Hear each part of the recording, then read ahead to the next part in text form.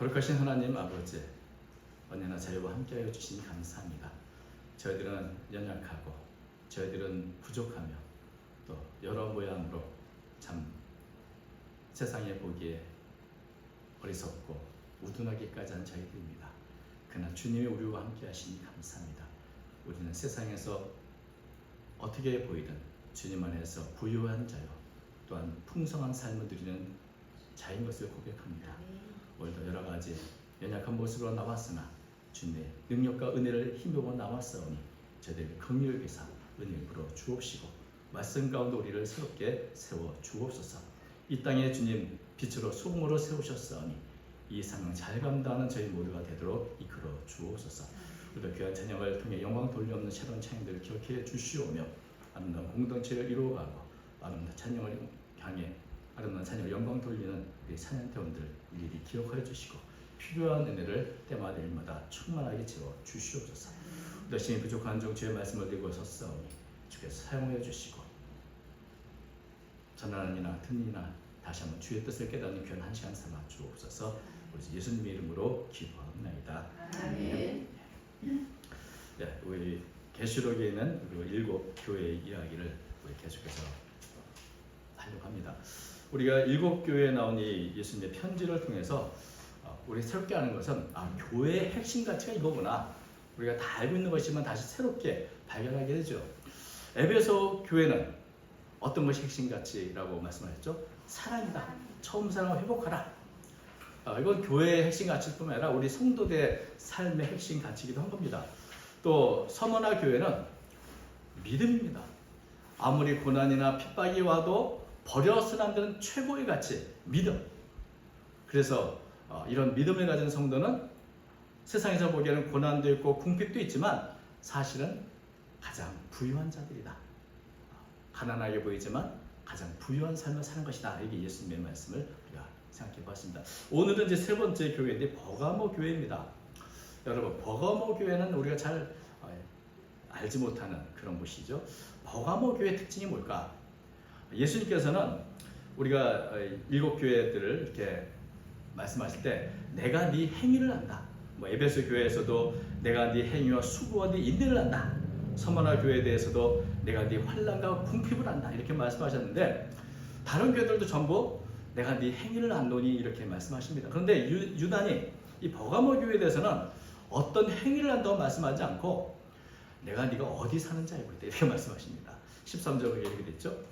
네가 어디에 사는지를 내가 아노니 거기는 사탄의 권자가 있는 데라. 버가모 성들이 사는 곳은 사탄의 권자, 바로 사탄의 본부와 같은 그런 곳에서 살고 있다는 겁니다.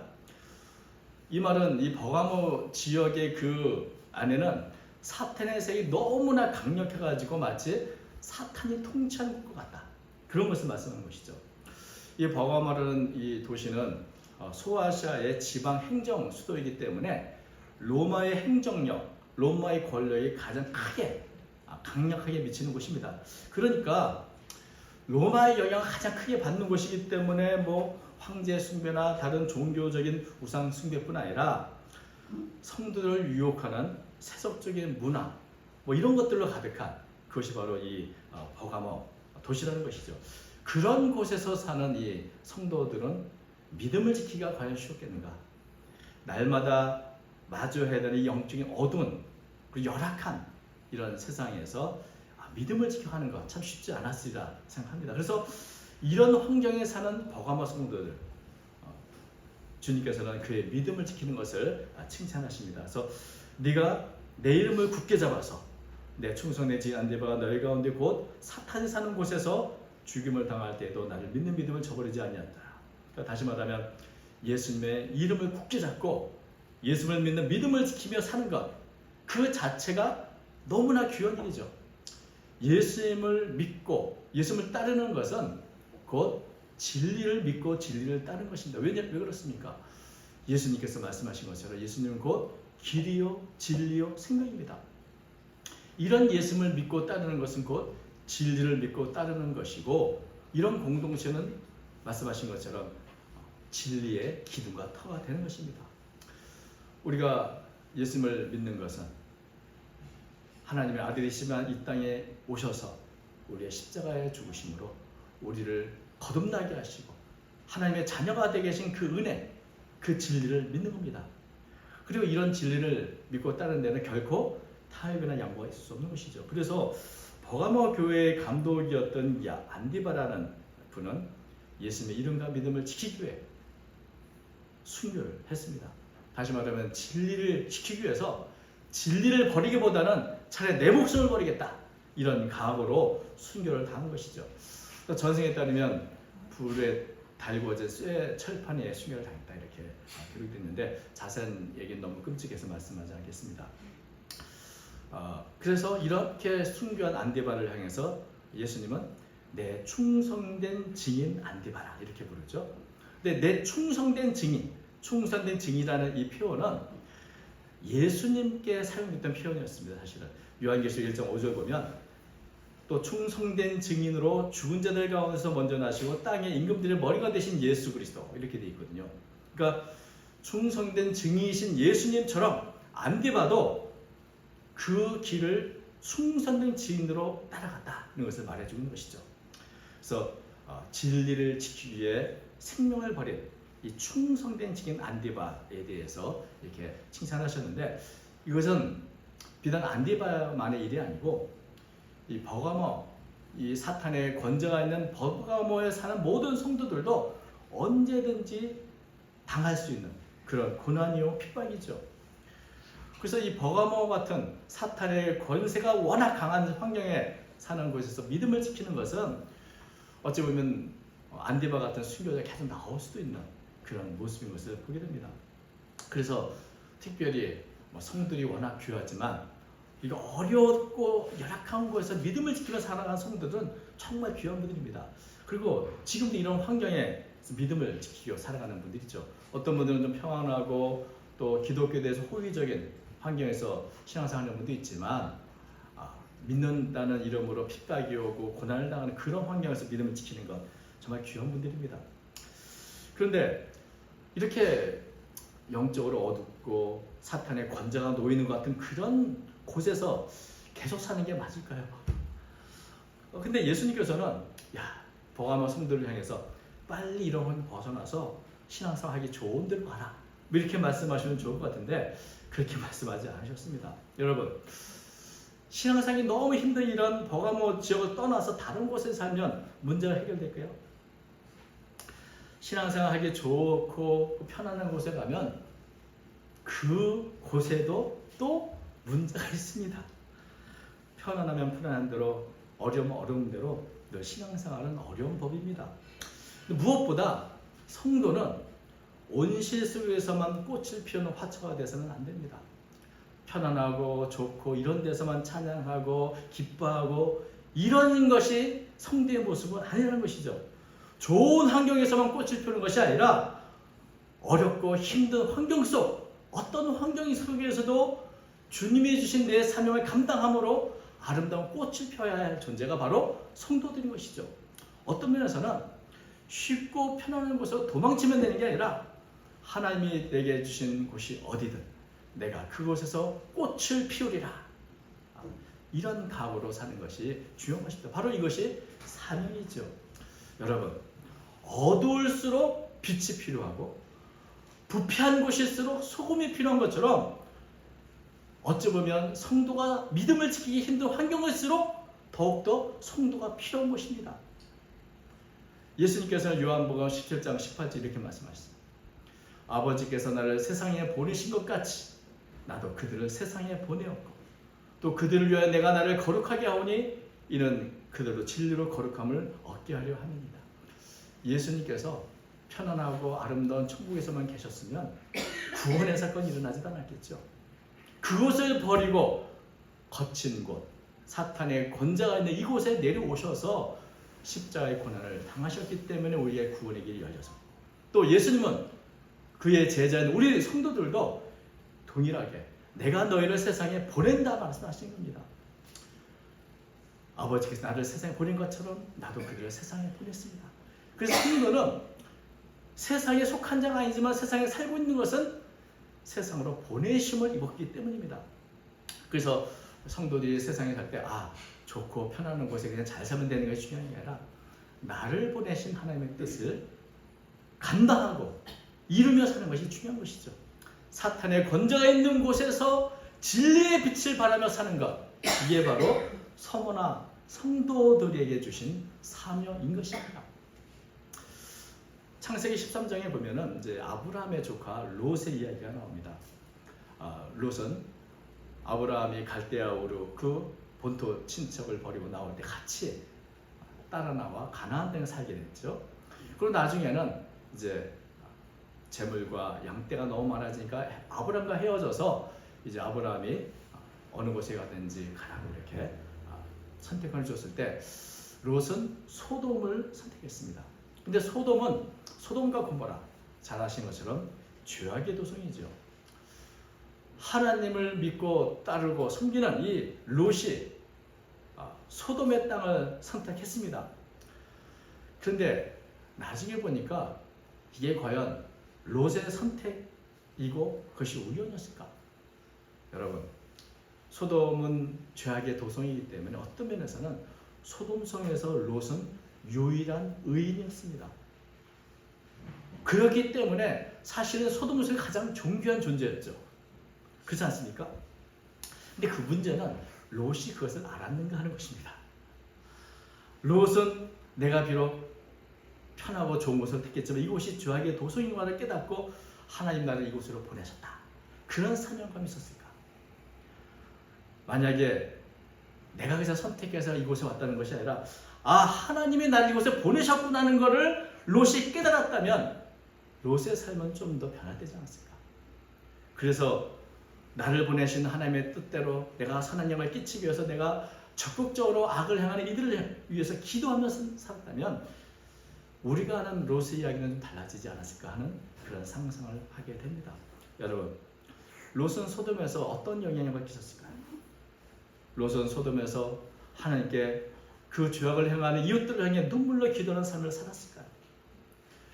성경을 보면 악이 가득해서 멸망을 당하게 된 소돔과 고모라를 위해서 기도한 것은 롯이 아니라 아브라함이었습니다.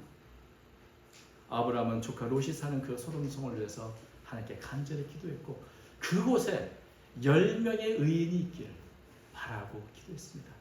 10명만 있어도 멸망하지 않으시는 하나님의 응답을 들었습니다.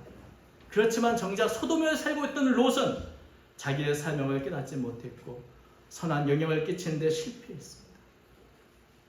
그저 자신만 하나님의 은혜로 살아나올 수 있었던 것이죠. 여러분, 버가모 성도들이 비록 힘들고 어려운 환경이 있지만 사탄의 권좌가 있는 곳이지만 믿음을 지키고 사는 것, 이게 너무나 귀한 것입니다. 선한 영향을 끼치기 위해서 내게 주신 사명을 깨닫고 살아가는 것, 그 하루하루가 귀한 삶이죠. 예수님이 주신 사명대로 날마다 진리의 빛을 바라며 하루 살아가는 성도들, 그것이 얼마나 귀합니까? 그런데 이 서머나 성도들은 사실 이런 사명에서는 실패했습니다. 14절 보니까 이렇게 말씀합니다. 14절과 15절. 그러나 네게 두어 가지 책망할 것이 있나니 거기 네게 발람의 교훈을 지키는 자들이 있다. 발람이 발락을 가르쳐 이스라엘 자손 앞에 걸림돌을 놓아 우상의 제물을 먹게 하였고 또 행음하게 하였느니라. 이와 같이 네게도 니골라 당의 교훈을 지키는 자들이 있다.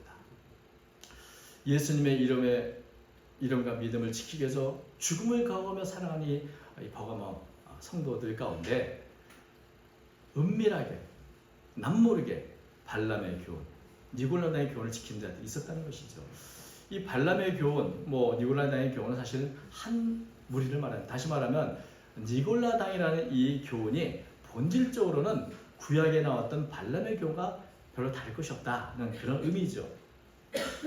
여러분, 이 니골라당의 어떤 교훈은 이제 우리가 구원을 받았으니 이제는 자유롭게 도덕을 지킬 필요 없이 마음대로 살았다, 이런 교훈이 담겨 있는 것이죠. 그런데 예수를 믿는 사람들과 이런 교훈에 미혹돼 살아가는 사람이 있다는 겁니다. 근데 그것은 어떤 것 같은가? 마치 구약시대 발람의 꾀를 쫓는 것 같다, 이렇게 말씀하십니다. 발람은 우리가 잘 아시는 것처럼 물질의 눈이 어두운 아주 대표적인 거짓 선지자입니다. 민수기에 보면 발람은 발락이라고 하는 이 왕에게 돈을 받고 이스라엘 저주하도록 이게 요청을 받습니다. 근데 저주를 하려고 할 때마다 하나님이 막으시고 저주를 축복을 하도록 하죠. 그러니까 나중에 이 발람은 이미 받은 돈은 있고 어떻게 하면 좋겠습니까? 발락에게 한 가지 꾀를 냅니다. 내가 저주하지 않아도 이스라엘 민족 스스로 하나님께 저주를 받는, 벌을 받는 방법이 있습니다. 그게 뭡니까? 이스라엘 가만히 놔도 무너지는 방법이 그것이 바로 가만히 꼬이는 거죠. 그래서 먼저 모압 여인들을 통해서 미인계를 사용합니다. 그래서 백성들의 몇몇을 유혹을 하고 또 그 몇몇 사람들이 친분이 가까워지면서 그들이 모압 여인들이 제사하는 우상을 제물에 먹게 하고 그렇게 한 그릇씩 한 그릇씩 이스라엘 백성들을 우상을 섬기도록 유도하는 것이었죠. 그래서 이 일로 인해서 하나님은 진노하셨고 이스라엘 백성들이 24,000명이 죽임을 당합니다. 민수기 31장 10절 보면 이렇게 되어 보라, 이들이 발람의 꾀를 따라 이스라엘 자손을 부올의 사건에서 여호와 앞에 범죄하게 하여 여호와 회중주 가운데서 연병이 일어나게 합니다.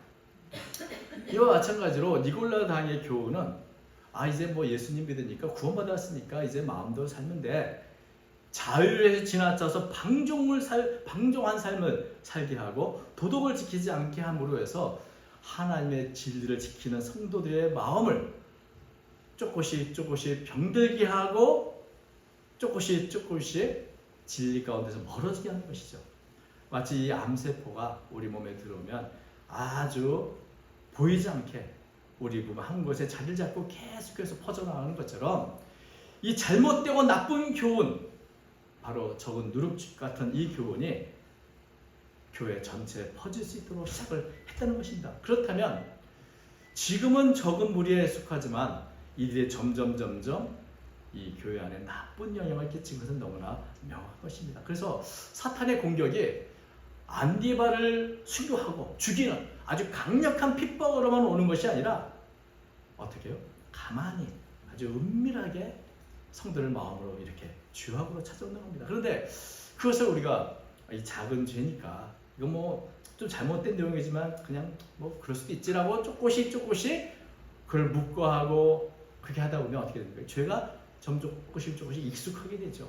죄를 당연하게 여기고 나중에는 그래서 수용하게 됩니다. 마치 발람의 꾀에 의해서 조금씩 우상 숭배의 길로 유도를 받았던 이스라엘 백성들처럼 하나님의 성도들도 죄와 조금씩 타협하면서 자신이 마땅히 받아야 할 진리의 빛을 잃어버리는 그런 교회와 성도가 될 수 있다는 겁니다. 때로는 사탄이 아주 크게 직접적으로 박해하고 핍박을 하면 오히려 성도들이 강해집니다. 그런데 가만히 은밀하게 가랑비처럼 젖어드는 이 사탄의 공격은 아무도 깨닫지 못하고 잘못인지도 모르다가 결국 속수무책으로 당하게 되는 법인데 바로 이 서문화 교회가 그렇게 죄악에 조금씩 물들어가고 있었다는 겁니다. 잘못된 교훈으로 물들어가는 이 서문화 교훈. 그래서 사실은 믿음으로 죽는 이 순교자는 참 귀하지만 믿음으로 날마다 진리 가운데 살려고 날마다 애쓰며 살아가는 살아있는 순교자는 더 귀한 겁니다. 우리 모든 교회는 어느 시대나 두 가지 위험을 맞닥뜨립니다. 하나는 외부에서 오는 핍박과 박해 같은 그런 문제, 또 하나는 내부에서 나는 부패와 변질의 문제가 있습니다. 어떤 것이 더 무서운가? 눈에 보이는 외부의 핍박보다 내 안으로 은밀하게 젖어드는 부패와 변질이 더 교회에 치명적인 문제를 일으키게 되는 겁니다. 명확하게 눈에 보이는 적은 내가 싸울 수 있지만 내 마음으로 가볍게 또 은밀하게 오늘 하루만 그러는 건데 요거 정도는 괜찮지 않아? 이러면서 차주하는 사탄의 은밀한 유혹에는 모든 성도들이 자신도 모르게 넘어지게 되는 것입니다. 그래서 이것은 성도 앞에 놓인 걸림돌이요, 함정이요, 미끼인 것입니다. 그리고 그것은 결국 적은들에게 온동에 퍼쳐 교회를 망치고 성들의 삶 전체를 망치게 하는 것입니다.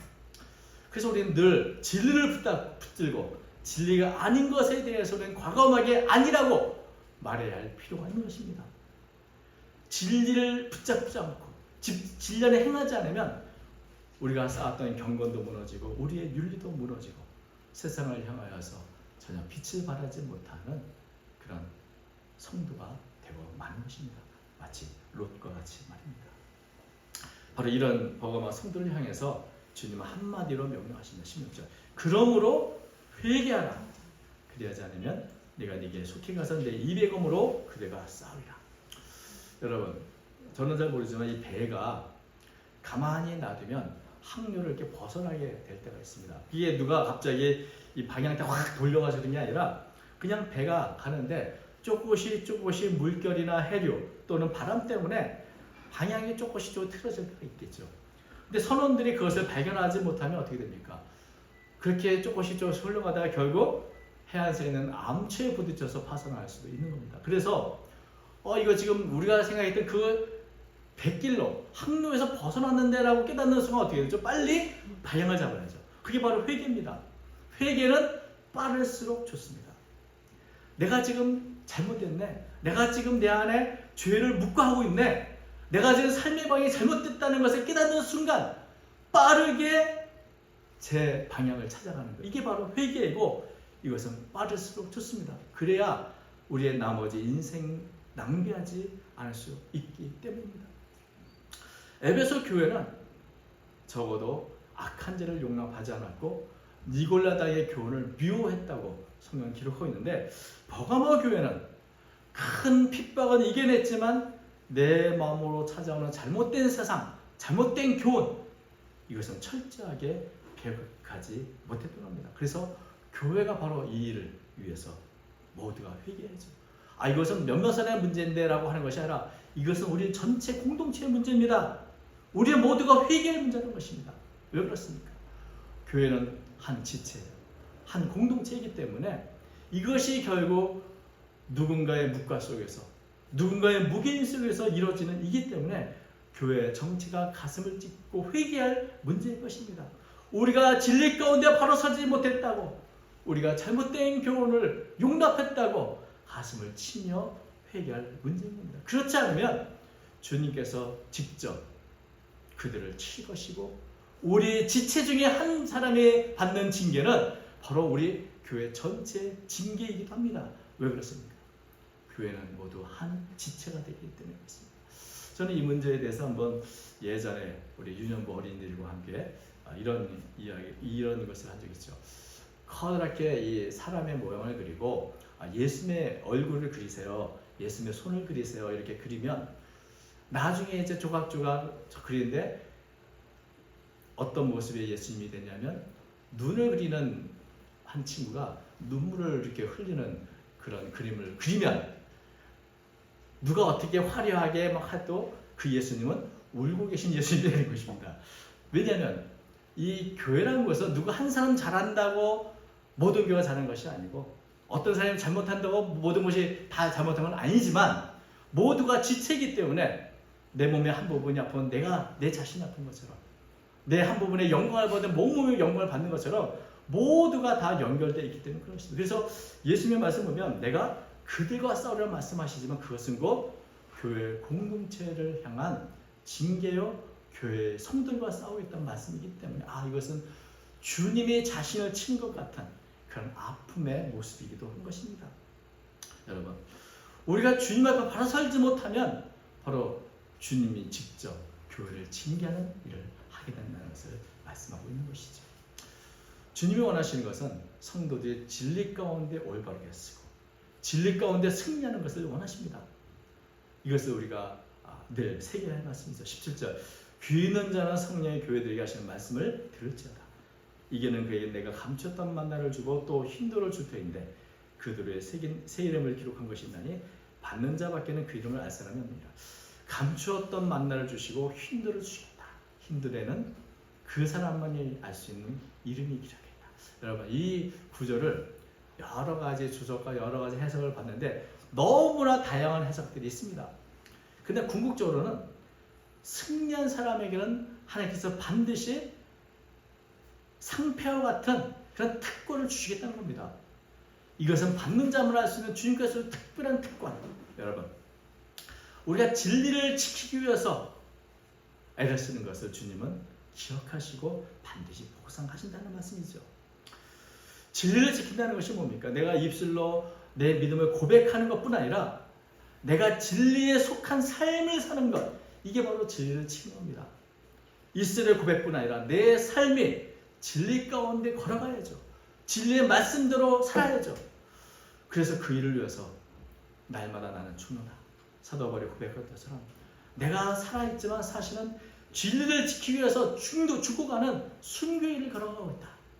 이런 고백을 할 만큼 우리는 진리를 지키며 살아가야 하는 것입니다. 우리가 진리를 지키며 살아가는 방법은 좌우에 날성을 가진 주님을 붙들고 주님의 말씀을 붙잡고 날마다 살아가는 겁니다. 내가 진리의 말씀을 붙잡지 않으면 어느 순간 세상의 은밀한 유혹이나 잘못된 교훈에 넘어가게 됩니다. 날마다 말씀을 붙잡고 내가 말씀대로 살고 있는 걸 늘 돌아보면서 하는 것, 이게 바로 진리를 지키는 방법인 것입니다. 여러분, 주님의 말씀, 그 진리의 말씀을 우리는 늘 붙들고 우리가 살아갈 때 주님께 영광 받으시고 또 주님이 약속하신 가장 귀한 은혜를 우리 모두에게 주실 줄로 믿습니다. 언제나 주의 진리의 말씀을 붙들고 승리의 삶을 살아가는 저 여러분 되시기를 주의 이름으로 축원드립니다. 알겠습니다.